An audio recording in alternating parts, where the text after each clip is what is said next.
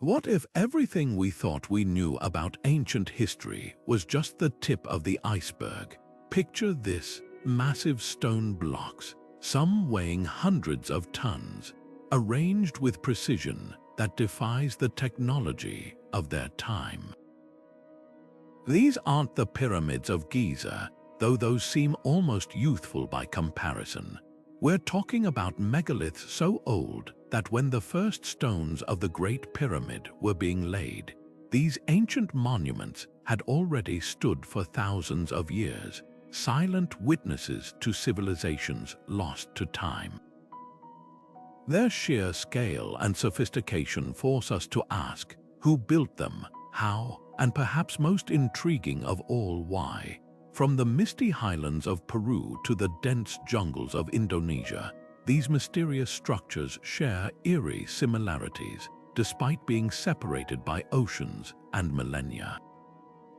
Take Göbekli Tepe in Turkey, a sprawling complex of carved pillars dating back over 11,000 years, a time when humans were supposedly just beginning to farm. Or the hauntingly precise stone walls of Saxehuaman in Peru, where massive boulders fit together so tightly you can't slip a sheet of paper between them. These aren't just random piles of rock, they're deliberate, masterful creations that hint at knowledge and skills we've yet to fully comprehend. So why does this matter to us today? Because these megaliths are more than just ancient ruins, they're puzzle pieces to a story much bigger than ourselves. They challenge the timeline of human progress, suggesting that advanced societies may have risen and fallen long before recorded history began. As we explore these enigmatic sites together, you'll discover how each stone, each carving, each alignment with the stars might hold clues to a forgotten chapter of humanity. This isn't just a journey into the past, it's a chance to rethink what's possible, ready to unravel the secrets of the world's oldest megaliths. Let's begin. When we say megalith, we're talking about something far more than just big rocks. These are monumental stones, often weighing several tons or more, deliberately placed by ancient hands in ways that still leave us scratching our heads. Unlike the polished limestone blocks of the pyramids, megaliths are usually rough-cut, shaped just enough to serve their purpose, whether that's forming a chamber, marking a sacred site, or aligning with celestial events. The variety is staggering. Take the towering menhirs of Carnac in France, rows of standing stones stretching for miles like silent sentinels, or the dolmens found across Europe and Asia, massive flat stones balanced atop upright ones, creating tombs that have endured for millennia.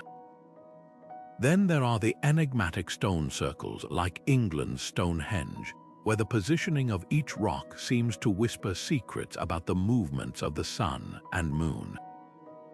What ties them all together beyond their size? It's the sheer improbability of their creation. Without metal tools, wheels, or modern machinery, these cultures moved stones that would challenge today's cranes. Some were dragged from quarries miles away, others were lifted into place with techniques we can only guess at. The why is just as fascinating as the how. Were they astronomical calendars, sacred spaces, or perhaps markers of power meant to awe future generations? Every megalith is a riddle, and each one invites us to look deeper into the minds of those who built them. Buried beneath the dusty hills of southeastern Turkey lies a discovery that shattered everything we thought we knew about early human history. Göbekli Tepe isn't just old, it's ancient beyond imagination. Built around 9,000 years before the first stones of Stonehenge were placed, and a staggering 6,000 years before the Great Pyramid rose from the sands of Egypt. What makes this site so extraordinary isn't just its age, but what it represents: a complex network of circular enclosures, each anchored by massive T-shaped pillars, some standing over 16 feet tall and weighing up to 10 tons. These aren't crude monoliths, they're masterfully carved with intricate reliefs of animals, from prowling lions to coiled serpents, their details still sharp after more than 11,000 years. Here's what baffles archaeologists most. According to traditional timelines, this site was constructed by hunter-gatherers people who supposedly hadn't yet discovered farming or settled villages. Yet the precision of the stonework, the coordination required to erect these pillars, and the clear ceremonial purpose of the space all point to something extraordinary, a society with shared beliefs, specialized skills, and possibly even a rudimentary hierarchy. How did nomadic groups without permanent homes or metal tools achieve such a feat? The pillars themselves offer clues.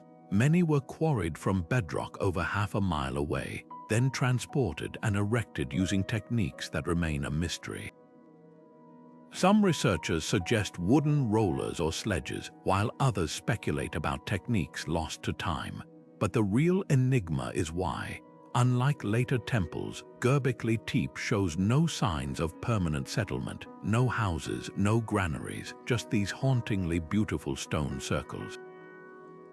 Was it a pilgrimage site, drawing people from across the region for rituals we can only guess at? The animal carvings suggest a deep spiritual connection to the natural world, perhaps a place where humans sought to commune with the forces they depended on for survival. Even more intriguing, the site appears to have been deliberately buried around 8000 BCE, filled in with tons of soil as if sealing away its secrets. What does this mean for our understanding of history? Göbekli Tepe forces us to reconsider the very origins of civilization. If hunter-gatherers could organize themselves to build such monumental structures, perhaps agriculture and cities weren't the catalysts for complex society, but the result of it. Think about that for a moment. This single site appends the long-held belief that humans needed farming to develop culture, religion, and communal projects. Instead, it suggests that our ancestors might have come together first for shared beliefs, and only later settled down to grow food to sustain their gatherings. Every carved pillar at Göbekli Tepe is a silent challenge to our textbooks, inviting us to imagine a past far richer and more mysterious than we ever dreamed. Now let's travel from the sun-baked plains of Göbekli Tepe to the windswept coast of Brittany, France, where another megalithic marvel awaits.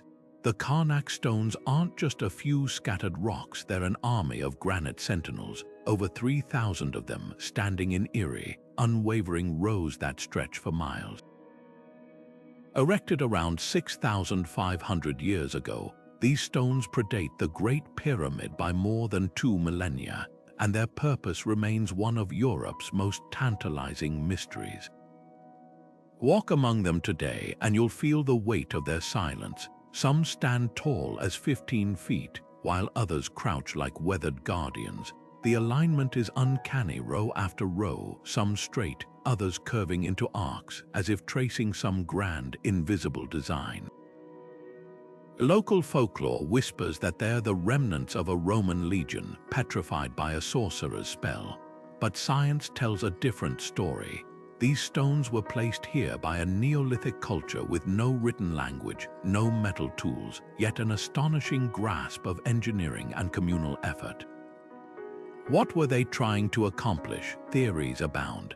Some researchers believe the stones functioned as a colossal astronomical calendar, their rows aligning with solstice sunrises or lunar cycles. Others argue they marked sacred pathways, guiding pilgrims to ceremonial sites. Then there's the territorial hypothesis that these megaliths were boundary markers, signaling the domain of a powerful chiefdom. But here's what's truly striking: the scale of labor involved. Quarrying, transporting, and erecting thousands of multi-ton stones would have required not just manpower, but a shared vision, a society unified by something deeper than survival. Perhaps the most haunting clue lies in the landscape itself. many of the stones are placed near burial mounds, suggesting a link to the ancestors, a bridge between the living and the dead. And their orientation, often east-west, hints at a reverence for the sun's journey, a cosmic connection etched in stone. The Carnac stones don't just challenge our understanding of Neolithic Europe, they whisper questions about humanity's universal drive to mark our place in the universe, to reach beyond the earthly and touch the eternal. Every row, every weathered surface is a silent plea to remember and to wonder. Crossing the Irish Sea, we find ourselves standing before a grassy mound that looks almost unassuming until you learn what lies beneath. Newgrange, built over 5,000 years ago, isn't just older than Stonehenge and the Great Pyramids. It's a masterpiece of Neolithic engineering, a tomb designed with such celestial precision that it still functions flawlessly to this day. Step inside and you'll enter a narrow, 60-foot passage leading to a cruciform chamber, its walls lined with intricately carved spirals and diamond patterns. But the real magic happens once a year, at dawn on the winter solstice. As the sun crests the horizon, a narrow beam of light slips through a specially designed roof box above the entrance, creeping down the passageway until it illuminates the inner chamber in a golden glow, a spectacle that lasts exactly 17 minutes before fading away. How did a culture without written language, metal tools, or even the wheel achieve such astronomical accuracy? The alignment isn't just close, it's perfect, requiring an intimate understanding of the sun's movements across generations. Some researchers believe the builders used simple but ingenious methods, perhaps marking the sun's position with wooden stakes over years of observation, or aligning the structure with distant natural landmarks. Others point to the possibility of inherited knowledge, passed down through oral traditions we can only glimpse at today. The myths of Ireland's pre-Celtic past offer tantalizing hints. The Tuatha De Danann, a legendary race said to possess otherworldly skills, are often linked to Newgrange. Described as god-like figures who brought advanced knowledge to Ireland, could they represent a distorted memory of the tomb's real builders? The site's carvings, with their swirling, almost hypnotic patterns, echo motifs found in later Celtic art, suggesting a cultural thread stretching across millennia. But Newgrange isn't just a feat of astronomy, it's a statement. The effort required to construct it, hauling 200,000 tons of earth and stone, carefully curving the walls to withstand the weight above, speaks of a society with shared purpose and deep spiritual conviction. Unlike Göbekli Tepe or Carnac, Newgrange was clearly a place of the dead, yet its solstice alignment breathes life into its darkness, linking the departed with the cyclical rebirth of the sun. Was this a promise of renewal, a way to reassure the living that death wasn't an end but a turn in an eternal cycle? Standing in that chamber, bathed in solstice light, it's hard not to feel the weight of that message, whispered across 5,000 years. The Moai of Easter Island aren't just mysterious, they're almost haunting. Towering over the landscape with their solemn, elongated faces, these statues have become symbols of human creativity and endurance. But here's what most people don't realize: those iconic heads are only the tip of the iceberg. Beneath the soil, many Moai have full bodies, some standing over 30 feet tall and weighing as much as 80 tons. Carved from compressed volcanic ash between the 15th and 17th centuries, each statue was a monumental undertaking, representing deified ancestors who watched over the living. What makes their creation even more astonishing is the sheer logistics. The Rapa Nui people had no wheels, no draft animals, and no metal tools, just stone chisels and an extraordinary amount of determination. The Moai were quarried from the slopes of the Rono Raraku volcano, then transported miles across rugged terrain to their final positions along the coast. For decades, archaeologists puzzled over how this was possible. Then came a breakthrough. Experiments showed that teams of workers could have walked the statues upright by rocking them side to side with ropes, a method that would leave telltale wear patterns on the statue's bases, patterns that match those found on many Moai. Yet the mystery doesn't end there. Why did the Rapa Nui go to such lengths? These weren't just artistic expressions. They were sacred conduits between the living and the dead, believed to channel ancestral power to protect their descendants. But there's a darker side to this story. As the population grew and resources dwindled, the island's ecosystem collapsed under the strain of deforestation and overuse. The very culture that produced these marvels began to unravel, leaving behind a cautionary tale about the delicate balance between ambition and sustainability. Standing before a Moai today, you can't help but feel the weight of that legacy. These silent sentinels are more than relics. They're mirrors reflecting humanity's capacity for both brilliance and hubris. They remind us that even the grandest achievements can be fragile, and that the past has lessons to teach if we're willing to listen. High above the modern bustle of Cusco, the ancient walls of Saxehuaman twist and turn across the hills like the teeth of a giant stone serpent. At first glance, it's easy to assume this was just another Inca fortress until you get closer. The stones here aren't merely stacked, they're sculpted, as if the rock itself softened like clay under the hands of its builders. Some blocks tower over 20 feet tall and weigh more than 100 tons, yet they fit together so seamlessly that even now, 5 centuries later, you can't slide a razor blade between them. No mortar, no gaps, just perfect, puzzle-like joints that defy the limits of Bronze Age tools. What's even more baffling is how these stones were moved. The nearest quarries lie over 20 miles away, across rugged Andean terrain. The Inca had no wheels, no draft animals, yet they transported these behemoths uphill, then shaped them with such precision that modern engineers still debate their methods. Local legends offer a tantalizing clue. The Inca themselves claimed they didn't build Saxehuaman, they inherited it. According to oral traditions, the site was the work of the Viracochas, a race of divine beings who molded the stones with supernatural ease.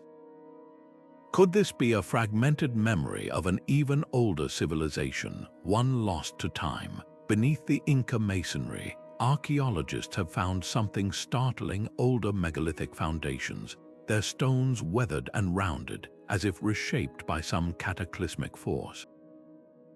These lower layers hint at a far more ancient origin, possibly dating back thousands of years before the Inca Empire. The contrast is striking. The Inca stones, while impressive, are angular and rough compared to the flowing, almost organic curves of the underlying megaliths. Who crafted these earlier walls, and why did the Inca choose to build atop them, echoing their forms with such reverence?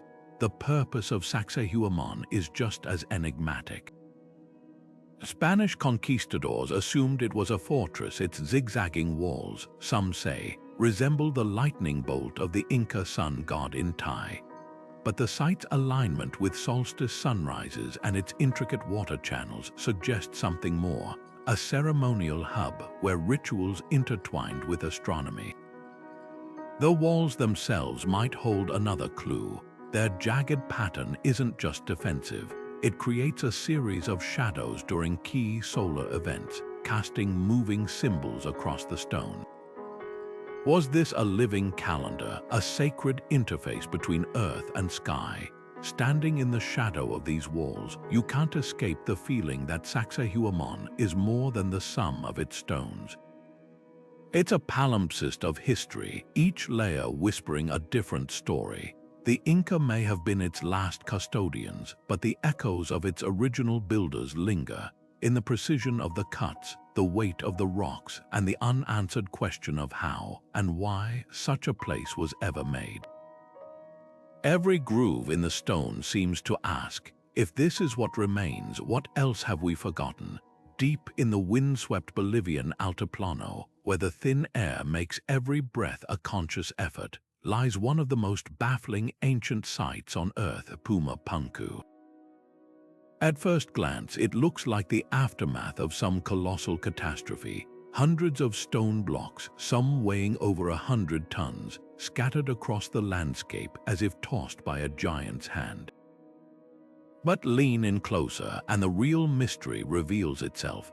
These aren't just broken rocks, they're fragments of something extraordinary, bearing cuts so precise, so unnervingly straight, that they seem to defy the tools and technology of their time. Walk among these ruins today, and you'll find stones with drill holes as clean as if they were made by a modern diamond bit, edges so sharp they could pass for laser cut, and interlocking channels that fit together with micrometer precision. The most astonishing examples are the H-shaped blocks, each one identical to the next, their grooves and notches mirroring one another with near-industrial consistency. How could a culture from around 1500 years ago, one without iron tools, let alone power tools, achieve such perfection? The Tiwanaku people, who flourished here between 500 and 1000 CE, are often credited with Puma Punku's construction, but even their known technological prowess doesn't fully explain the site's mind-bending craftsmanship. Then there's the stone itself. The builders worked with andesite and red sandstone, materials so hard that modern masons would struggle to replicate these cuts without diamond-tipped tools. Yet the ancient artisans shaped them with what appears to be effortless mastery, creating beveled edges and smooth surfaces that still gleam under the high-altitude sun. Some blocks even feature intricate geometric patterns, tiny, precise depressions that form grids or star-like designs, as if they were part of some larger, now-lost schematic. Theories about Puma Punku's construction range from the plausible to the provocative. Mainstream archaeologists suggest the Tiwanaku used a combination of stone hammers, copper alloy tools, and painstaking abrasion techniques, combined with generations of specialized knowledge. But others point to the site's apparent astronomical alignments and the sheer logistical challenge of transporting these massive blocks from quarries over 50 miles away. Could there have been a now-forgotten technology at work? Some researchers highlight the uncanny resemblance between Puma Punku's stone joints and the modular construction techniques used in modern engineering, raising questions about whether the builders possessed advanced knowledge of seismic stability or even standardized measurement systems. Local Aymara legends add another layer of intrigue. They speak of a time before the Tiwanaku when gods or giants walked the earth, constructing monumental sites in a single night. While such stories are often dismissed as myth, they echo a recurring theme found at megalithic sites worldwide, the idea that these places were the work of beings with capabilities beyond our understanding. Whether symbolic or literal, these tales force us to confront a humbling possibility that ancient peoples may have had insights and techniques we've yet to rediscover. What's perhaps most haunting about Puma Punku isn't just the precision of its stones, but the silence surrounding their purpose. Unlike the pyramids or Stonehenge, there's no clear consensus on whether this was a temple, a palace, or something else entirely. The site's name, meaning Door of the Puma in the local Aymara language, hints at a sacred function, but the truth remains buried, much like the many blocks still lying unexcavated beneath the Bolivian soil. Every perfectly cut groove, every symmetrical notch, is a riddle waiting to be solved, a whisper from a past that refuses to be easily defined. Standing among these ruins, you're left with one undeniable truth. Whatever happened here, it was the work of minds that saw the world and shaped it in ways we're only beginning to grasp. Nestled in the sun-drenched hills of southern Spain, the Antiquera dolmens stand as silent witnesses to a sophistication we're only beginning to understand. Built nearly 5,000 years ago, centuries before the Great Pyramid rose in Egypt, these colossal stone structures aren't just burial chambers. They're feats of engineering that push the boundaries of what we thought possible for Neolithic societies. The sheer scale is staggering. Take the Menga Dolmen, its corridor stretching nearly 90 feet, crowned by a single capstone weighing as much as 30 modern elephants.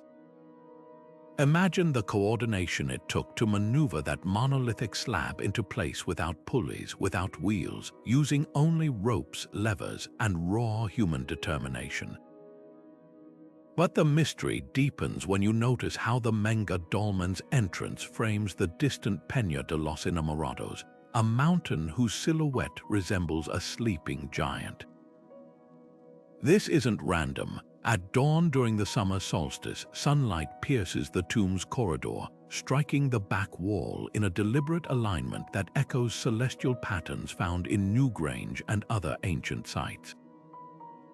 Was this a bridge between the living and the dead, a way to channel the power of the sun into the realm of ancestors, or perhaps a territorial marker declaring a sacred connection between earth and sky? The construction techniques only add to the enigma. The stones were quarried from a ridge over a mile away, yet there's no evidence of ramps or sledges.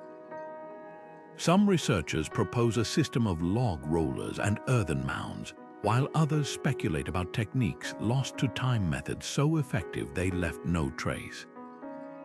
Even more intriguing are the symbolic carvings found inside. Concentric circles, spirals, and zigzag patterns that mirror motifs seen in megalithic sites across Europe. These aren't just decorations, they're a language without a key, hints at a shared belief system that spanned continents. Then there's the question of who rested here. Excavations reveal the bones of hundreds, carefully arranged alongside grave goods, polished stone tools, pottery, even ornaments made from exotic materials. But these weren't ordinary burials. The placement of the remains suggests rituals, perhaps offerings to gods or ancestors, a practice that blurs the line between tomb and temple. What lingers most is the realization that these dolmens weren't built in isolation. They're part of a vast, interconnected tapestry of megalithic culture, one that stretched from the coasts of Portugal to the fjords of Scandinavia. The Antiquera builders may have never met the architects of Carnac or Stonehenge, yet they shared something profound, a vision of the world where stone could defy time, where death wasn't an end but a doorway. Standing beneath those towering capstones, you can almost hear the echoes of their purpose, not just to house the dead, but to speak across millennia, reminding us that the past is never truly silent. High in Lebanon's Bekaa Valley, the ruins of Baalbek stand as a testament to architectural ambition that borders on the impossible. At first glance, the site is best known for its grand Roman temple's columns towering toward the sky, intricate carvings honoring Jupiter and Bacchus. But look closer and you'll find something far older, far stranger. Beneath the Roman splendor lies the Trilithon, a trio of limestone blocks so massive they seem to defy the laws of physics. Each one weighs around 800 tons, the equivalent of 2 fully loaded jumbo jets, and they're fitted together with such precision that not even a blade of grass could slip between them. How did these stones get here? That's the question that's baffled scholars for centuries. The nearest quarry sits nearly a mile away, and the path to the temple includes a steep uphill climb. Even with today's technology, moving a single one of these monoliths would require a fleet of heavy machinery. Yet somehow, long before cranes or hydraulics existed, these stones were not just transported but lifted into place, forming the foundation of what would later become the Temple of Jupiter. The Romans, master builders in their own right, built atop these stones as if in reverence, or perhaps because even they couldn't fathom dismantling such a feat. Local legends offer a tantalizing clue. Ancient texts and oral traditions speak of a race of giants, the Nephilim, who supposedly constructed Baalbek in an age lost to time. The Arab historian al-Masudi wrote in the 10th century that the site was built before the Great Flood by a king who commanded supernatural beings. While modern archaeology dismisses such tales as myth, the sheer impracticality of the Trilithon's construction leaves room for wonder. Could these stories preserve a distorted memory of an advanced but forgotten civilization? The stones themselves hold more secrets. Unlike the rougher megaliths at Saxehuaman or Göbekli Tepe, the Trilithon blocks are smoothly finished, their edges sharp and uniform. The precision suggests tools or techniques far beyond the Bronze Age chisels typically associated with the region's pre-Roman inhabitants. Even more puzzling, the quarry contains an even larger block, the so-called Stone of the Pregnant Woman, weighing an estimated 1,200 tons. It was never moved, left half-carved from the bedrock as if the builders abandoned their project mid-effort. Was it a failed attempt, or was something or someone interrupted? Archaeologists have long debated Baalbek's origins. While the Romans left detailed records of their own construction, the Trilithon's builders left no inscriptions, no clear clues. Some researchers point to the Phoenicians, master traders and sailors who might have imported engineering knowledge from distant lands. Others speculate about the influence of older cultures, like the mysterious sea peoples who roamed the Mediterranean in the Bronze Age. But the truth is, we may never know for certain. What's undeniable is the sheer audacity of Baalbek. This wasn't just construction, it was a statement, a deliberate display of power and knowledge meant to awe generations. Whether built by giants, gods, or a lost civilization, the Trilithon forces us to reconsider the limits of ancient ingenuity. It's a reminder that history's greatest mysteries aren't always hidden in the shadows. Sometimes they're right beneath our feet, daring us to explain the unexplainable. The question of how ancient builders moved and shaped these colossal stones has sparked debates that bridge the gap between mainstream archaeology and the frontiers of human imagination. Start with the most widely accepted theory, log rolling. Teams of workers could have placed felled trees beneath massive stones, using them as rollers to inch blocks forward. Experiments show this method works for smaller megaliths, but when you're dealing with a 1,000-ton block like those at Baalbek, the logistics become mind-bending. You'd need hundreds of trees replaced constantly as they splintered under the weight, and terrain perfectly leveled in advance. Even then, how do you explain the near-surgical precision of joints at Puma Punku, where stones fit together like pieces of a three-dimensional puzzle? Then there's the lever and ramp hypothesis. Ancient engineers might have used wooden beams and earthen mounds to hoist stones incrementally, a technique depicted in Egyptian tomb paintings for pyramid construction. But at Saxehuaman, where stones curve organically to match their neighbors, or Göbekli Tepe, where pillars were erected on a hilltop with no apparent ramp access, this theory starts to fray. Some researchers propose an even simpler solution, wet clay. By saturating the ground, workers could have reduced friction, sliding stones on a slick surface. Yet this doesn't account for the vertical lifting of monoliths like the Moai of Easter Island, some of which were raised upright onto stone platforms. Venture further and the theories drift into fringe science. Take the idea of sound vibration. Certain indigenous traditions speak of singing stones, where harmonic resonance could soften rock or reduce its weight. While modern physics acknowledges that sound waves can affect materials, there's no evidence this technology existed millennia ago. Though the eerie precision of drill holes at Puma Punku does make you wonder. Then there's the more controversial anti-gravity theory. suggesting ancient cultures harnessed forgotten energy fields to neutralize mass. It's a tantalizing thought, especially when you consider how many megalithic sites align with geomagnetic ley lines or astronomical events. Perhaps the most compelling perspective lies in what we've lost. Oral traditions from Bolivia to Brittany describe builders who knew the language of stones, implying a mastery of natural forces we no longer understand. Could techniques like heat tempering or chemical softening have been employed? The Incas' purported use of plant-based solvents to mold rock remains unproven but lingers in local lore. Meanwhile, mainstream archaeologists emphasize the power of patient, collective labor, generations of knowledge passed down through trial and error, now erased by time. What's striking is how these debates reveal our own biases. Modern minds, shaped by machinery and instant results, struggle to comprehend achievements born of slow, deliberate effort. We project our need for high-tech explanations onto cultures who might have seen stone not as an obstacle, but as a collaborator. The truth may lie in a blend of methods, ingenious physics, painstaking craftsmanship, and a worldview where the sacred and the practical were inseparable.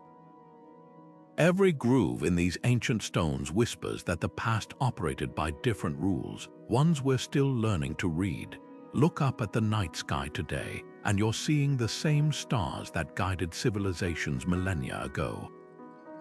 But for the builders of megaliths, those stars weren't just distant lights. They were maps, clocks, and perhaps even divine messengers. From the winter solstice sunrise at Newgrange to the summer solstice alignment at Stonehenge, these ancient structures weren't randomly placed. They were meticulously designed to capture celestial moments with jaw-dropping precision. Think about that. Without telescopes, without written records, cultures across the globe independently turned stone into cosmic observatories. Take the case of Stonehenge. Its famous heel stone frames the rising midsummer sun like a celestial spotlight, while the inner horseshoe of Trilithons mirrors the moon's extreme positions in its 18.6-year cycle. But here's what's even more remarkable: similar alignments appear in places separated by oceans and centuries. In Egypt's Nabta Playa, a stone circle dating back 7,000 years marks the summer solstice and the arrival of monsoon rains. Over in Peru, the 13 towers of Chanquillo form a prehistoric solar calendar, their gaps perfectly capturing the sun's movement across the horizon like a stone-made sundial. Why this global obsession with the skies? One answer lies in survival. For agricultural societies, tracking solstices meant predicting planting and harvest times, a matter of life and death. But the evidence suggests something deeper. At Newgrange, the solstice light doesn't just illuminate the chamber. It travels a 60-foot passage to do so, a feat requiring generations of astronomical observation. This wasn't just practical, it was sacred. The sun's rebirth at midwinter likely symbolized renewal, linking the cycles of the cosmos with the cycles of human existence. Then there's the eerie consistency of certain star alignments. The pyramids of Giza mirror Orion's belt, while the three main mounds of Poverty Point in Louisiana echo the same constellation. Coincidence? Maybe.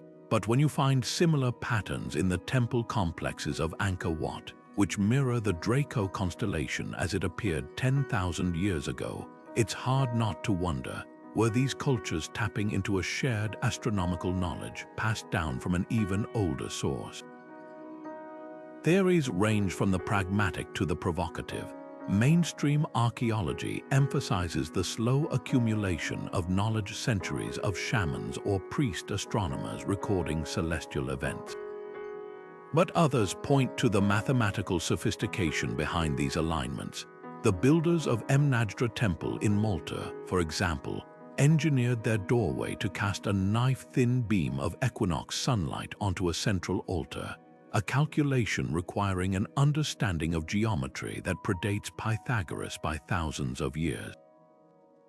Perhaps the most haunting question isn't how they achieved these alignments, but why they invested such effort. Was it purely practical, or did they see the heavens as a bridge to the divine?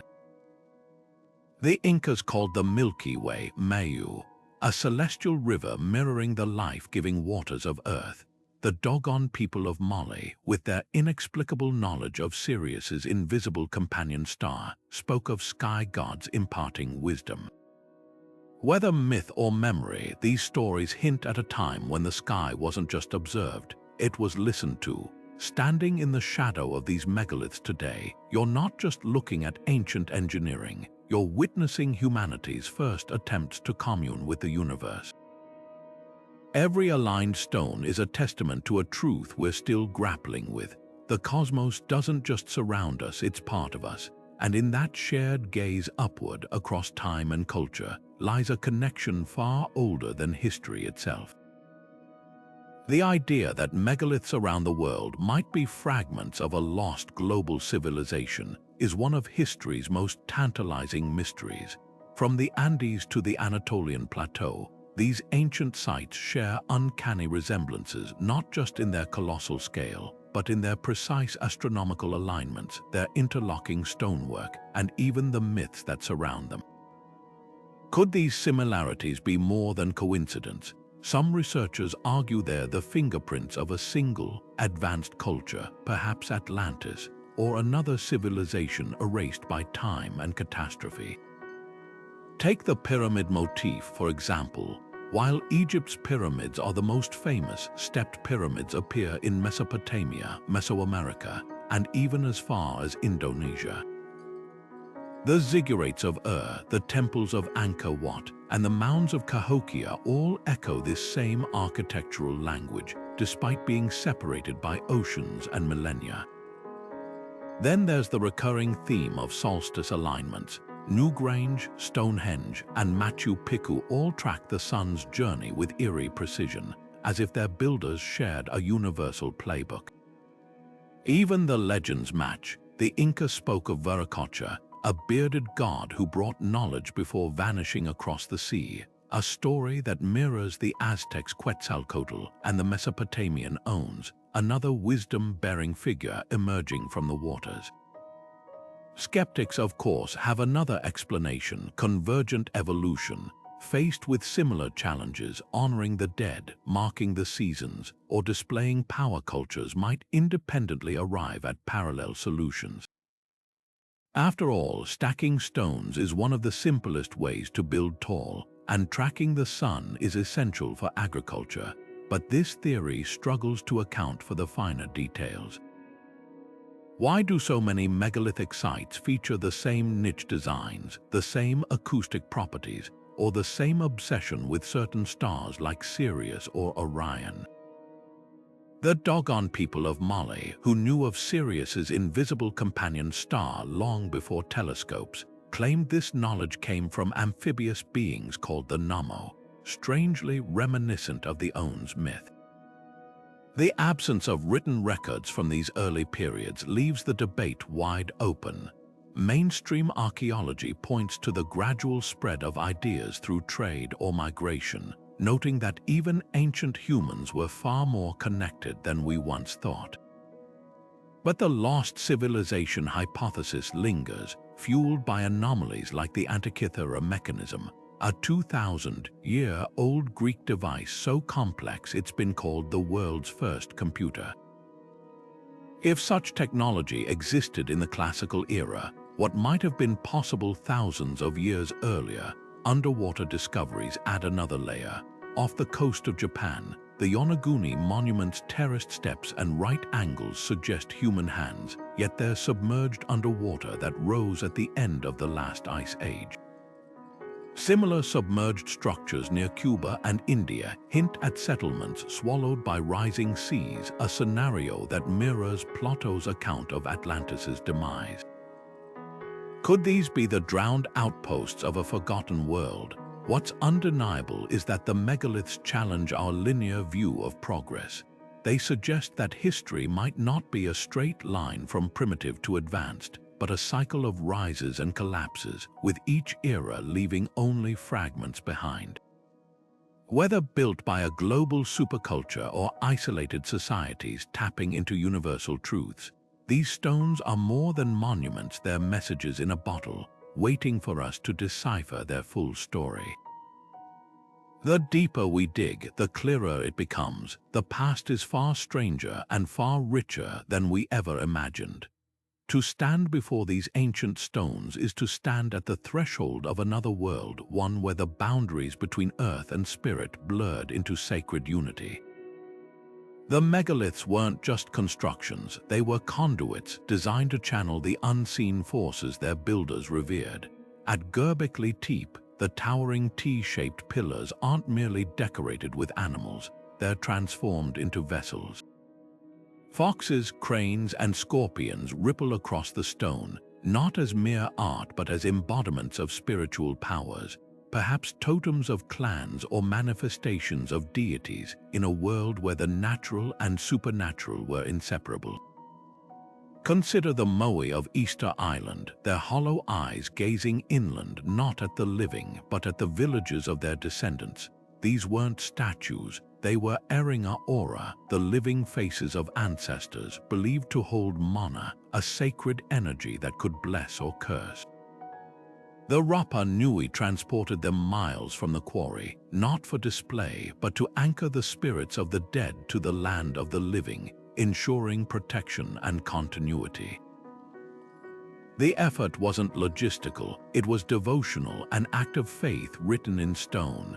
Then there are the stone circles like Callanish in Scotland or the Almenda's cromlech in Portugal. Their layouts mirror celestial patterns, but their purpose runs deeper. Bones found at these sites suggest they weren't just observatories but theaters of ritual, places where the cycles of the moon and sun dictated ceremonies of death and rebirth. The very ground seems charged with intention. At Almenda's, certain stones emit audible vibrations when struck, hinting at sonic rituals lost to time. Were these the drums of the gods, tools to summon the divine? The dolmens of Antiquera and elsewhere add another layer. Their massive capstones don't just cover tombs, they mimic the horizon, the boundary between worlds. The dead were placed inside, not to disappear, but to transition, guided by solstice lights or star alignments meant to illuminate their journey. In Ireland's Carnac, some passage tombs are aligned with the rising of specific stars, as if the builders mapped the heavens to shepherd souls. Even the quarries hold clues. At Baalbek and Raraku, the act of extracting stone itself may have been sacred.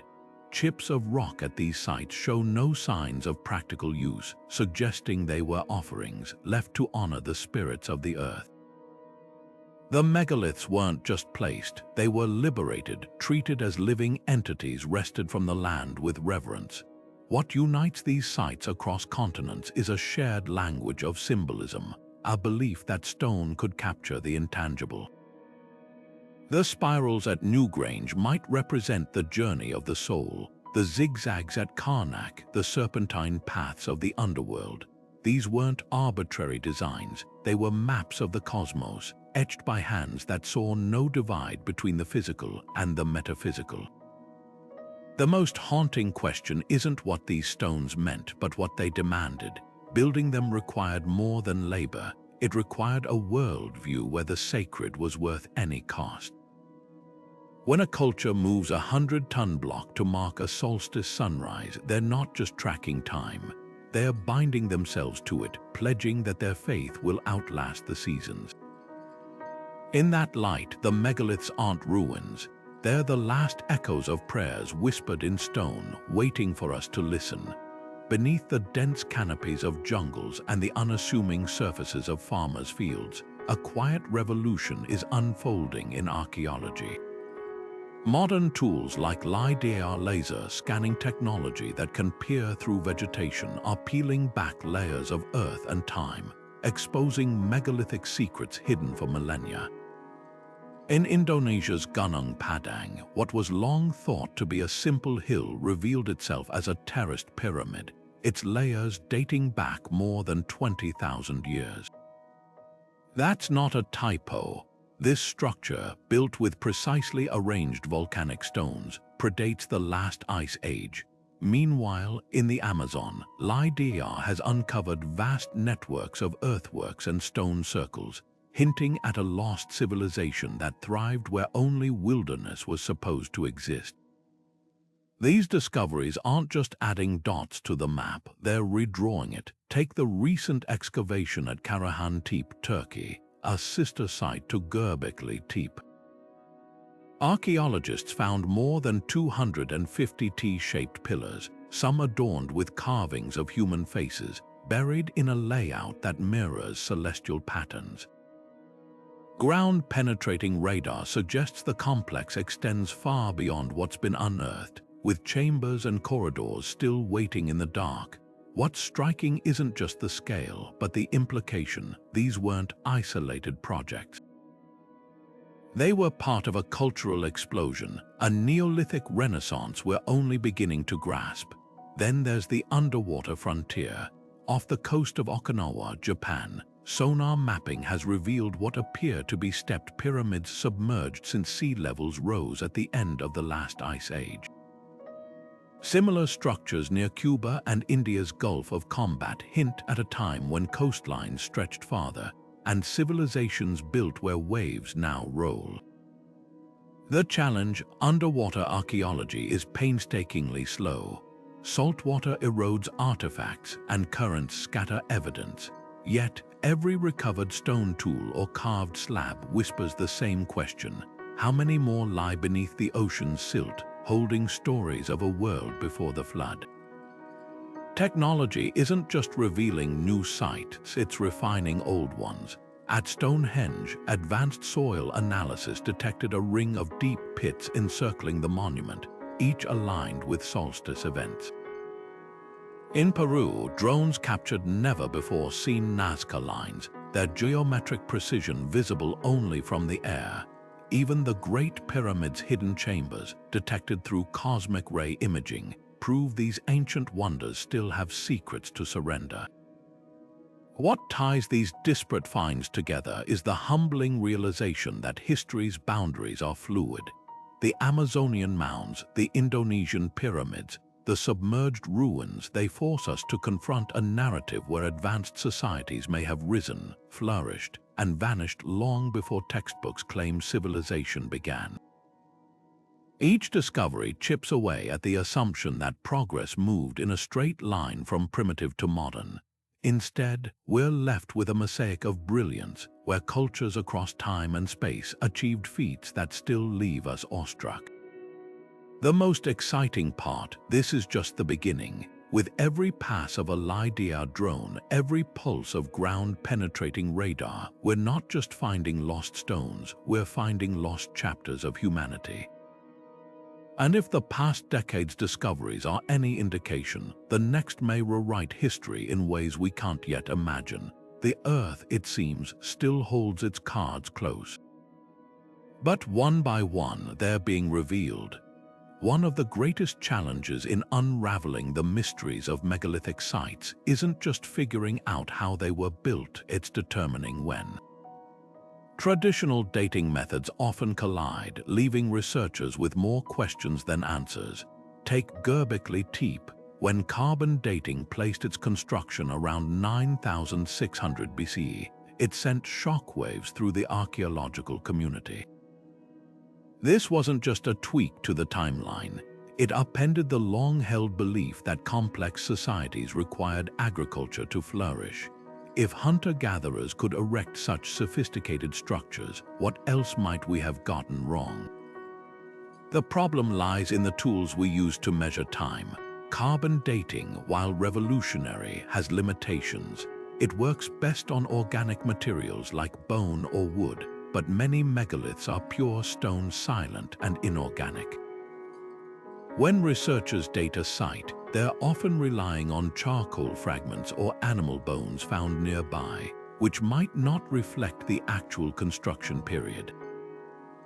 Stratigraphy, the study of soil layers, can help, but even this isn't foolproof. At Peru's Saxehuaman, the Inca built atop older megalithic foundations, creating a puzzle where one era's stones sit beneath another's, like pages stuck together in a book. Then there's the issue of contamination. At Malta's Haga Kim temples, early excavators used dynamite, scattering artifacts and distorting the soil layers that hold chronological clues. Similar challenges plague sites like Baalbek, where Roman renovations muddle the original construction timeline. Even when samples are pristine, calibration curves used in carbon dating can shift with new discoveries, turning a site's known age on its head overnight. The controversies don't stop there. Some researchers argue that mainstream science has been too conservative in dating megaliths, pointing to geological evidence like erosion patterns or sediment deposits.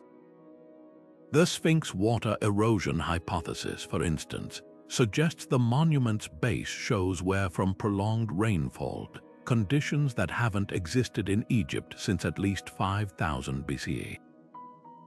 If true, this would make the Sphinx millennia older than its accepted date, aligning it with the era of Göbekli Tepe and other enigmatic sites. New technologies are shaking things up further. Optically stimulated luminescence oscil can date the last time quartz crystals in stone were exposed to sunlight, offering another lens into the past. At Gunung Padang in Indonesia, OSL tests hinted at layers dating back over 20,000 years, though these findings remain hotly debated. The push for accuracy isn't just academic, it's a race against time. Rising seas, urban expansion, and even tourism threaten these sites, erasing clues before we can decode them. What's at stake isn't just a handful of dates, but our understanding of human ingenuity. Every recalibration forces us to ask, did civilizations rise, fall, and rise again in cycles we've yet to trace? The stones won't speak, but with every technological advance, we're coming closer to hearing their whispers. The symbols carved into the stones of Gavrinis in France aren't just decorations, they're a code waiting to be cracked. Etched across the walls of this ancient tomb, spirals, zigzags, and concentric circles intertwine in patterns so deliberate they almost beg to be read. Yet, unlike Egyptian hieroglyphs or Mesopotamian cuneiform, these markings refuse to give up their secrets. They're part of a much larger puzzle, the silent language of megalithic cultures, a system of communication that predates the earliest known writing by thousands of years. What makes these symbols so tantalizing is their consistency. From the passage tombs of Ireland's Boyne Valley to the standing stones of Portugal's Alentejo region, similar motifs appear again and again. The spiral, for instance, isn't just a random squiggle, it's a recurring theme, carved with precision across continents. Could this be a shared visual vocabulary, a way for distant cultures to convey ideas about the cycles of life, the movement of celestial bodies, or the journey of the soul? Without a Rosetta Stone to bridge the gap, we're left piecing together fragments of meaning, like trying to reconstruct a lost alphabet from half-remembered dreams. Some researchers believe these symbols functioned as a proto-writing system, a bridge between simple pictographs and full-fledged scripts. The Gavrinis carvings, for example, aren't randomly placed. They cluster around entranceways and chambers, as if marking thresholds between worlds. The way certain patterns repeat, like the nested arcs found in both Brittany and Orkney, suggests they might have served as mnemonics, memory aids for oral traditions too sacred or complex to trust to chance. Imagine a storyteller tracing these grooves with their fingers, each curve and line triggering a verse, a prayer, or a celestial observation passed down through generations. Then there's the tantalizing possibility of sound. At some megalithic sites, like Ireland's Newgrange, the acoustics are unnaturally precise. certain chambers amplify specific frequencies, while stones emit metallic rings when struck. Could these have been part of a ritual language where symbols and sounds combine to create multisensory ceremonies? The Dogon people of Moai, who preserved astronomical knowledge through oral tradition for millennia, used drums and chants to encode complex information. Perhaps megalithic cultures did the same, their texts written not on parchment but in the resonance of stone and the rhythm of human voice. The challenge is the silence. Without surviving descendants or deciphered records, we're left with hypotheses. Some linguists apply statistical analysis, searching for recurring patterns that might hint at syntax or grammar. Others compare the symbols to later writing systems, like the Ogham script of Celtic Ireland or the Vinca symbols of the Balkans, hoping to find a missing link. But the truth may be even stranger. These markings might not be writing as we understand it at all, but something more fluid. A symbolic language meant to be felt rather than read, where meaning shifted with context, ceremony, and the angle of the solstice sun. What's undeniable is the intent behind them. These weren't doodles or idle scratches. They were investments of time and labor, carved into stone meant to last eternity. Whether they were maps of the underworld, star charts, or prayers solidified in rock, they represent humanity's first fumbling steps toward preserving thought beyond the fleeting moment. Every spiral, every line, is a whisper from a world where the sacred and the practical were one, a world we're only beginning to hear. Across the rolling hills of Britain, storytellers still whisper that Stonehenge was raised by the wizard Merlin, who magically transported its stones from Ireland. In Greece, the massive, cyclopean walls of Mycenae were said to be the work of one-eyed giants, their boulders too colossal for mortal hands. These aren't just fanciful tales, they're echoes of a universal human impulse to explain the unexplainable. When faced with stones that defy logic, cultures worldwide reached for the same solution. Only the supernatural could account for such marvels. But what if these myths hold more than poetic charm? Consider the Baalbek Trilithon, where local tradition insists the stones were laid by the biblical giants known as Nephilim. Modern archaeologists dismiss this as pure legend until you examine the logistics. Moving 800-ton blocks without modern machinery does, in a very real sense, require Herculean effort. Could the giant stories be metaphorical, preserving the memory of an advanced but forgotten engineering technique? The Maori of New Zealand tell of the Patupea, a mystical people who built their megalithic structures under the cover of mist. Similar beings appear in Irish folklore as the Tuatha De Danann, said to have raised Newgrange with otherworldly skill. Stripped of their magical veneer, these accounts might encode truths about real builders whose methods seemed miraculous to later generations. The connection between myth and megalith often centers on water. From Brittany to Bolivia, legends insist these stones were moved by floods, levitation, or songs that made them weightless. The Inca spoke of Viracocha commanding stones to walk, while Welsh lore describes King Arthur's men transporting the Preseli bluestones to Stonehenge by making them float across the sea. Today, we know sound vibration can affect the behavior of granular materials, a phenomenon called acoustic levitation. While no one suggests ancient peoples harnessed this technology, the recurring theme of singing stones across disparate cultures is eerily specific. Perhaps most revealing are the creation stories that frame megaliths as frozen beings. The Moai of Easter Island are said to have walked into place, their petrified forms capturing the moment they halted. In India's Mahabalipuram, local guides point to boulders carved as elephants and claim their actual animals turned to stone. These narratives blur the line between rock and life, suggesting our ancestors saw megaliths not as inert objects, but as entities imbued with spirit. Modern science confirms this intuition in unexpected ways. Geologists now understand that stone grows through crystallization and erosion, cycling minerals over epochs much like living organisms. The true power of these myths lies in what they preserve beyond facts. When the Aymara people describe Puma Punku stones as being cut with the light of the stars, they're not offering an engineering manual.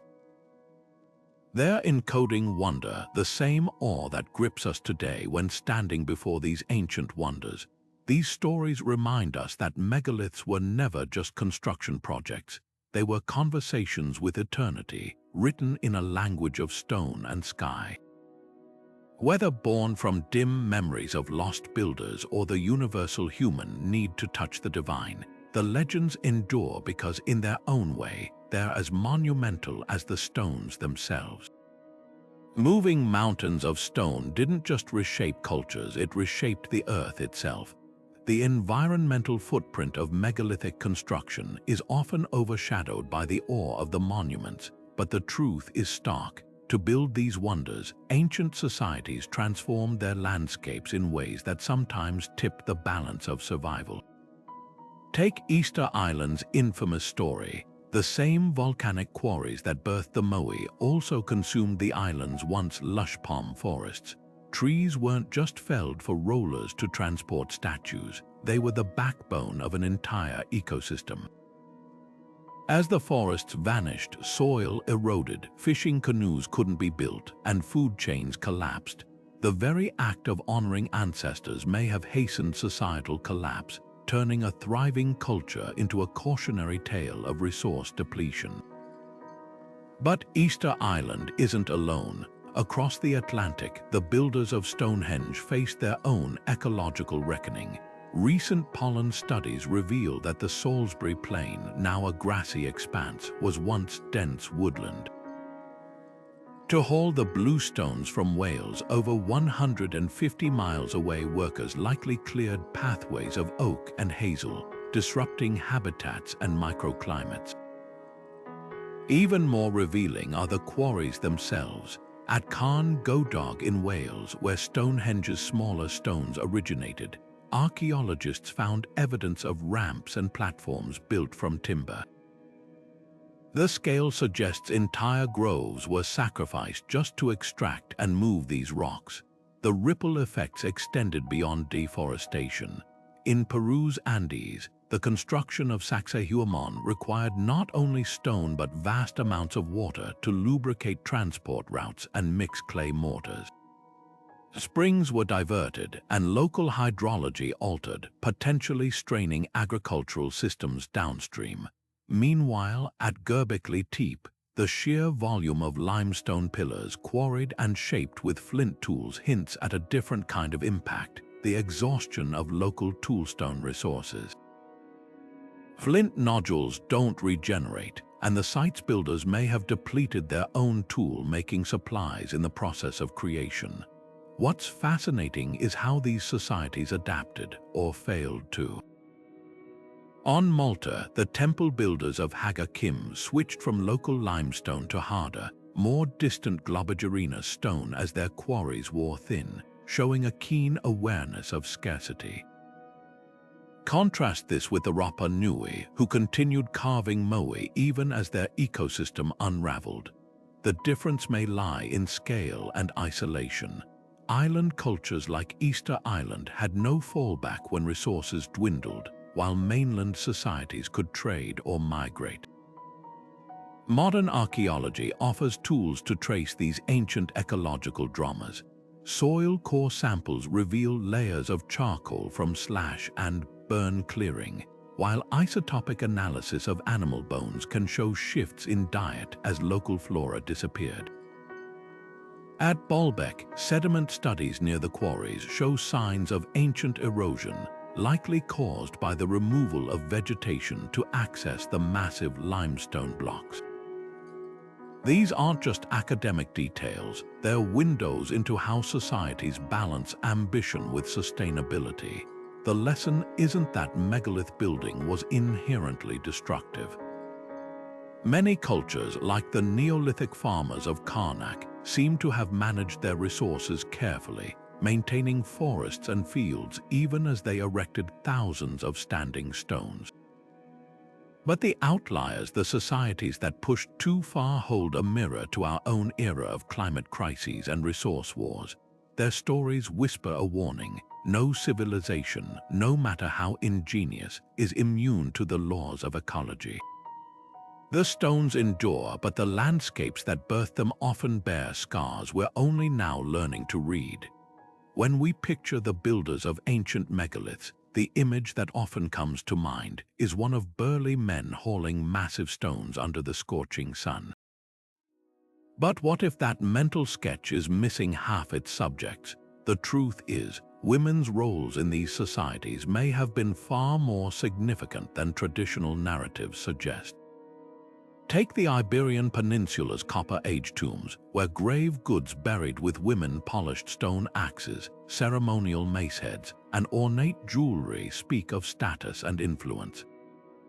These weren't mere domestic ornaments, they were symbols of authority, possibly marking priestesses, leaders, or even master builders who orchestrated the alignment of stones with the stars. Carved figures offer another clue. At France's Lochmarica, the broken remnants of the grand men here once bore a distinctive female figure, her curved form echoing the contours of the stone itself.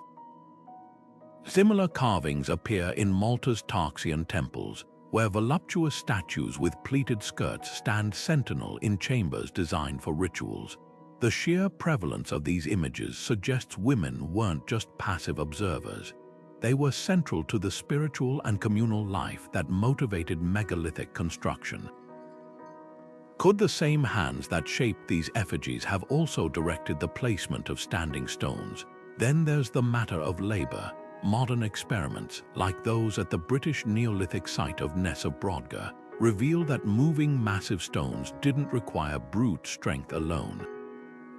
Teams using ropes, levers, and counterweights could achieve the same results through coordination and technique, skills that aren't gender-specific. In fact, ethnographic studies of traditional societies show women often participate in communal construction, from lifting thatch roofs to shaping adobe walls. The idea that megalithic building was exclusively male work reflects more about our modern biases than ancient realities. The most tantalizing evidence comes from skeletal analysis. At Portugal's Dolmen of Cunha, researchers found female remains with musculoskeletal markers consistent with repetitive heavy lifting. Their bones told a story of lifetimes spent hauling, pushing, and shaping stone. Meanwhile, in Orkney's Neolithic villages, tools buried alongside women include flint chisels and hammerstones, implements used in megalithic construction. These finds dismantle the old assumption that tools equal male labor, revealing a more nuanced picture of shared craftsmanship. But why does this matter? Because recognizing women's potential roles reshapes how we understand these societies. Megaliths weren't just feats of engineering. They were expressions of collective belief where cosmology, community, and craftsmanship intertwined. If women helped design these structures, whether as astronomers tracking solstices or as ritual specialists guiding their placement, then their absence from the historical record isn't just an oversight, it's a distortion of how these cultures functioned. The challenge lies in the silence. Unlike later civilizations with written records, megalithic societies left no manifests naming their architects, yet the stones themselves whisper hints.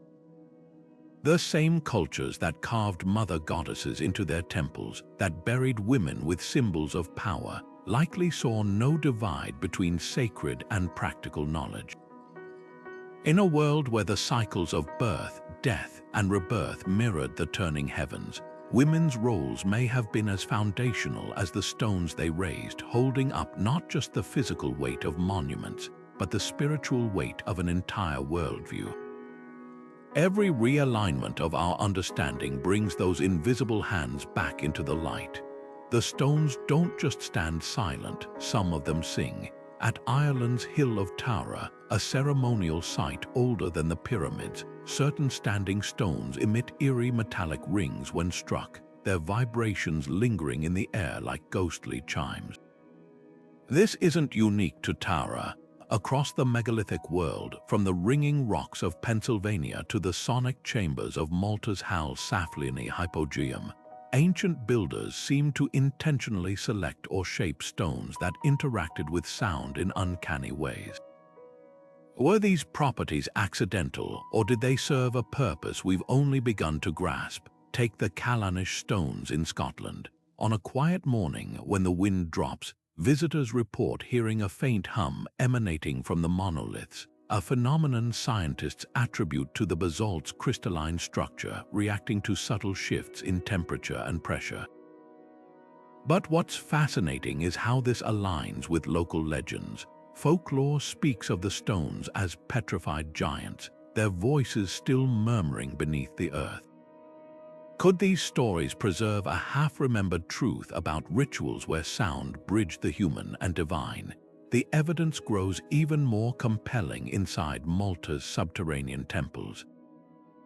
The oracle chamber of Hal Saflieni isn't just acoustically unusual, it's engineered. Speak into one of its niches, and your voice amplifies, resonating at a frequency that vibrates through the body. Archaeologists found that the chamber's dimensions create a standing wave at 110 Hz, a frequency known to alter brain activity, inducing trance-like states in modern experiments. Coincidence? Unlikely. The same frequency appears in Newgrange's Passage and Scotland's Micho, as if these cultures shared an acoustic blueprint for transcendence. Then there's the mystery of lithophone stones tuned to specific pitches. In the Dordogne region of France, researchers discovered limestone slabs in Neolithic tombs that produce distinct musical notes when struck. Similar rock gongs dot the Sahara, their surfaces worn smooth by generations of ritual percussion. These weren't random noisemakers, they were instruments, their placement often corresponding to celestial alignments or burial niches. Imagine ceremonies where the dead were serenaded into the afterlife by melodies coaxed from the earth itself. Theories about why sound mattered so much range from the practical to the profound. Some researchers suggest these sonic properties served as territorial markers, a way to claim sacred space through audible resonance. Others propose they functioned as early warning systems, with vibrating stones signaling distant earthquakes or storms. But the most haunting idea is that sound was a form of communion. In cultures where the boundaries between worlds were thin, where ancestors and spirits were ever present, vibration might have been the medium that connected them. The Moai of Easter Island, for instance, were believed to channel mana spiritual energy through their hollow eye sockets, which some scholars argue could have amplified chants or drumbeats during ceremonies. Modern experiments lend credence to these ideas. At Stonehenge, acoustic engineers found that the blue stones, when struck, produce a range of tones that bounce off the sarsen circle, creating a reverberant soundscape unlike anything in the natural world. This effect would have been magnified when the site was intact, turning ceremonies into immersive auditory experiences.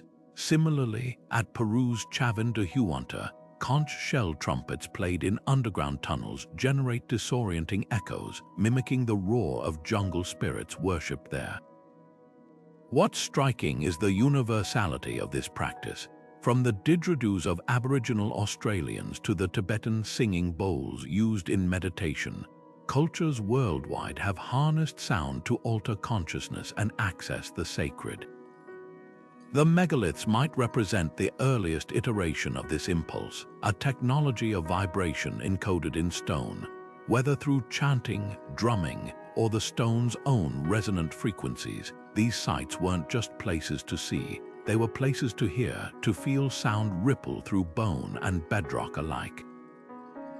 The next time you stand before a megalith, try this. Place your palm flat against its surface. You might not feel anything, or if the conditions are right, you might sense the faintest tremor, a pulse of energy left behind by hands that understood stone not as inert matter, but as a living, singing thing.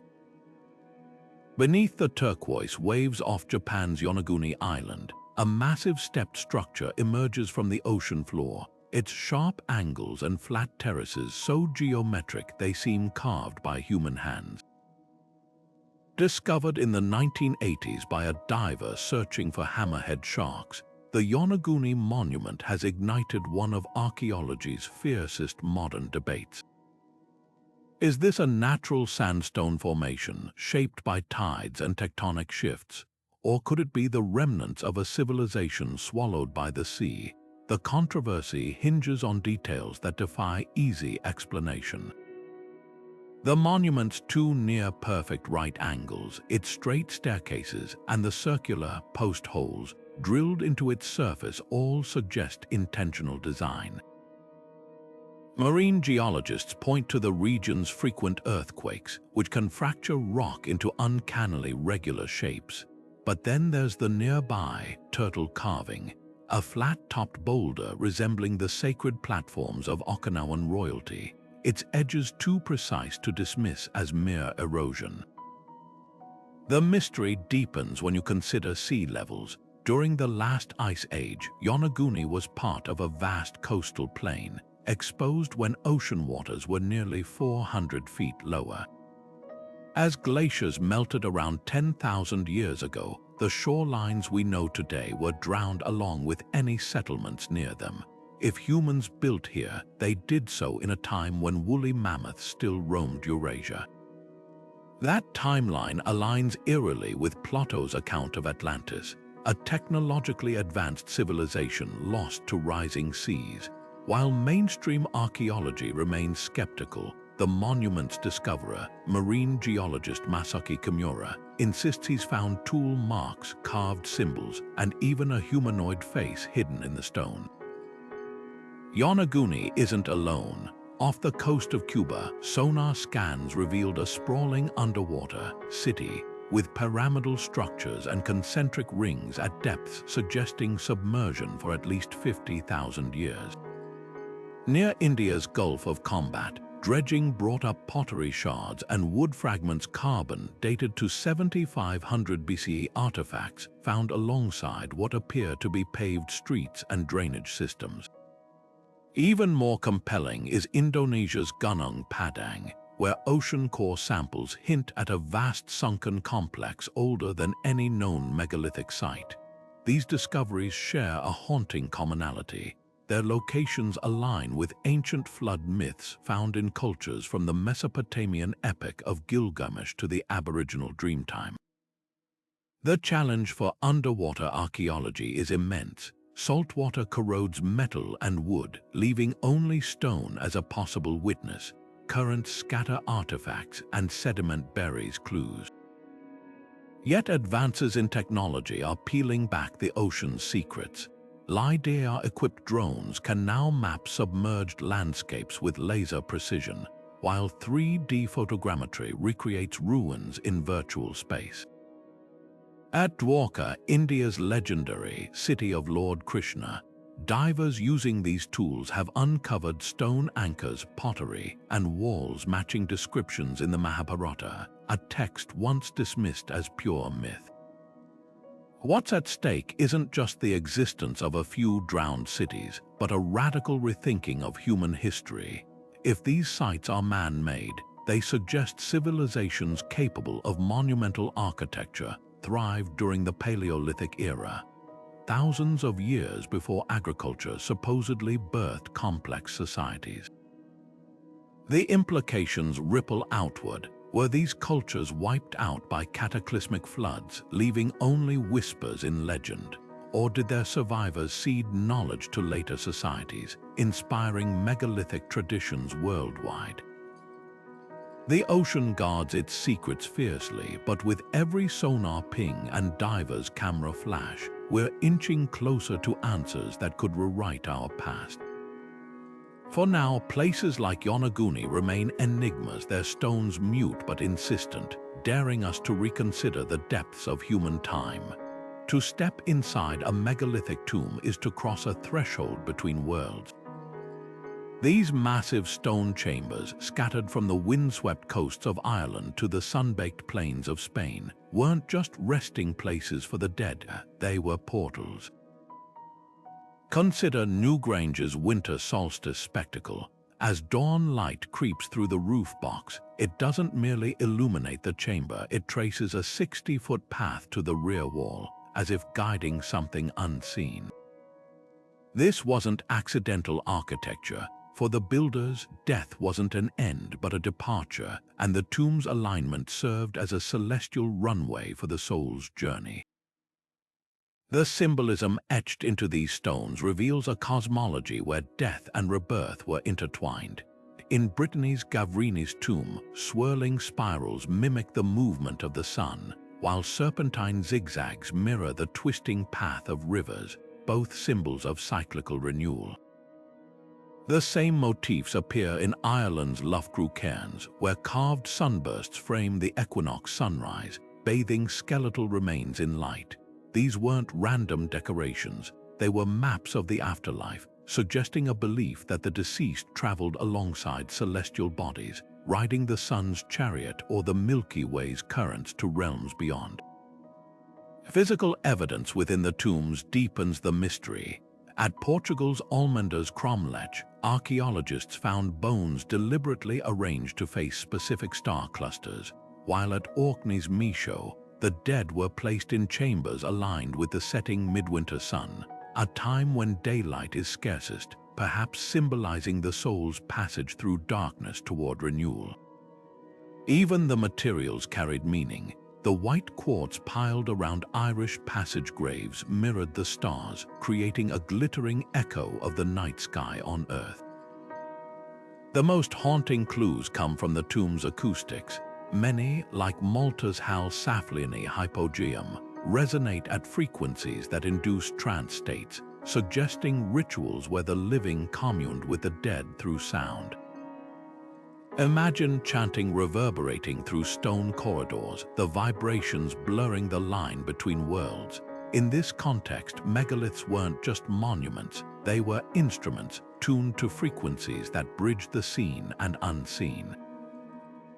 What unites these diverse practices is a vision of death as transformation.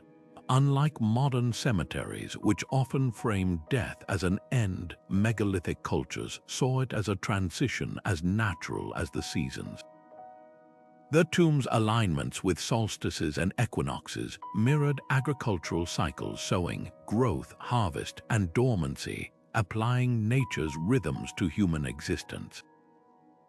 When a Neolithic farmer placed their ancestors' bones in a chamber aligned with the rising spring sun, they weren't just honoring the dead, they were planting them like seeds, trusting in an invisible germination. The quiet power of these sites lingers today.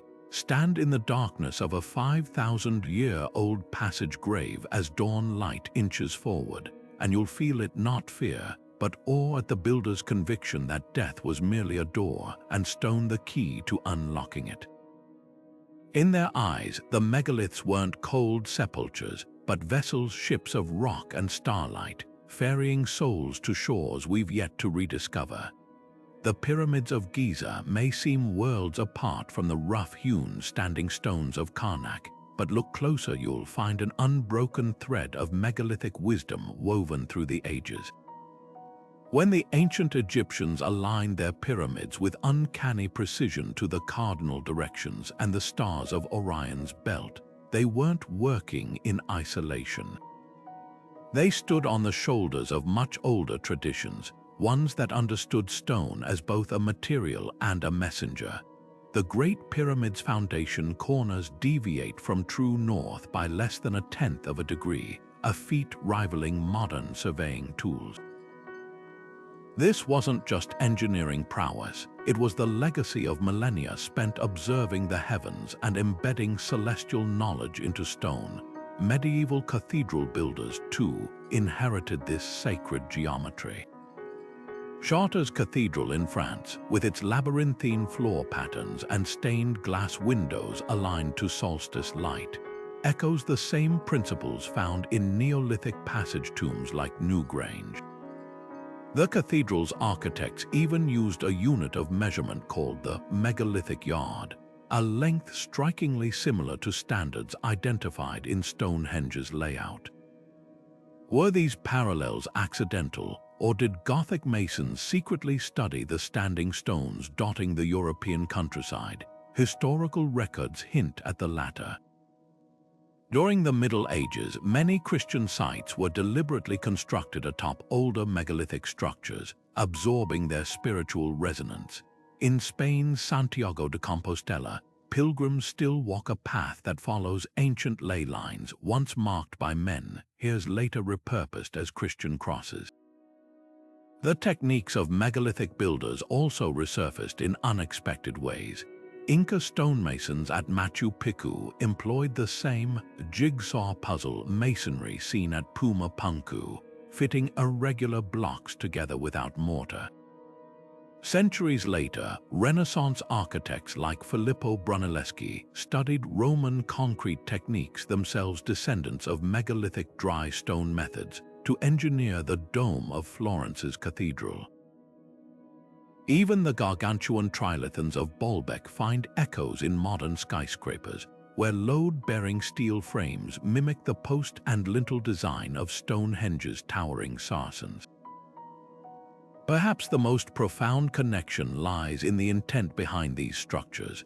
Just as Neolithic builders carved spirals to represent cosmic cycles, Gothic architects encoded alchemical symbols into cathedral rose windows. The alignment of Egypt's temple of Carnac to the winter solstice sunrise mirrors exactly the solar theatrics of Newgrange, despite being separated by 3,000 years and 2 continents. This persistence suggests something deeper than imitation, a universal human impulse to bridge earth and sky through stone. Whether by whispered tradition or intuitive rediscovery, the megalith's legacy endures not just as ruins but as blueprints for the sacred. Time is the one force even the mightiest megaliths can't withstand. The same winds that once carried the whispers of ancient builders now gnaw at Göbekli Tepe's delicate carvings, smoothing 11,000-year-old fox reliefs into vague shadows. At Stonehenge, the touch of millions of visitors, each brushing fingers against the bluestones for luck, has worn grooves into surfaces that survived millennia untouched. And in Peru, where the Nazca lines have endured for 2,000 years, illegal off-road vehicles tear across the fragile desert canvas, leaving scars that may never fully heal. These aren't just stones at risk, they're libraries of human ingenuity, their pages slowly crumbling. The threats are as varied as they are relentless. Acid rain, born of modern pollution, eats away at limestone monuments like Ireland's Newgrange, dissolving spirals carved when mammoths still roamed. In tropical climates, relentless humidity invites invasive mosses to creep across Easter Island's Moai, their roots prying apart volcanic tuff like tiny wedges. Even the Earth itself rebels. Seismic shifts threaten Baalbek's titanic trilithons, while rising groundwater weakens the foundations of Malta's hypogee. But perhaps the most heartbreaking damage comes from human hands. At Carnac, graffiti mars Neolithic standing stones, while looters chip away at sacred sites from Bulgaria to Bolivia, selling fragments on the black market as macabre souvenirs. Against these odds, archaeologists are fighting back with 21st-century tools. Drones equipped with LiDAR now map entire megalithic landscapes in minutes, creating digital twins so precise they can detect a millimeter of erosion over time. In Scotland's Orkney Islands, researchers use 3D photogrammetry to print replica stones of the Ring of Brodgar, allowing tourists to handle copies while the originals rest undisturbed. Meanwhile, machine learning algorithms analyze satellite images to predict which sites are most vulnerable, directing conservation efforts like a high-tech triage system. The most hopeful innovation might be the simplest: community guardianship programs from Indonesia to Ireland, where locals trained in preservation techniques become stewards of their ancestral heritage. Legal protections are evolving too. UNESCO World Heritage status now shields sites like Turkey's Göbekli Tepe from destructive development, while countries like Portugal mandate that new highway projects reroute around megalithic clusters. But laws alone aren't enough. The real shift is happening in classrooms and museums, where augmented reality lets visitors see reconstructed monuments without touching them, and interactive exhibits explain preservation's urgency. At France's Carnac alignments, a discrete geo-fencing system now vibrates visitors' phones if they stray too close to fragile stones, a gentle nudge where barriers failed. Why does this painstaking work matter? Because every scratch on these stones erases a piece of humanity's shared story. When a Moai's petroglyphs fade, we lose the only written record of Rapa Nui's cosmology. When erosion blurs the astronomical markers at Chankillo, we sever a connection to ancient skywatchers who tracked time with stone. These monuments are more than artifacts. They're the first chapters of our species' autobiography, written in a language of alignments and carvings we're still learning to read. To lose them isn't just an archaeological tragedy, it's amnesia on a civilizational scale. The race to preserve these sites isn't about freezing them in time. It's about ensuring they continue to speak. With every scan, every reinforced foundation, every educated visitor who chooses observation over touch, we become collaborators in a story much larger than ourselves, one where the voices of the past still echo, if we're willing.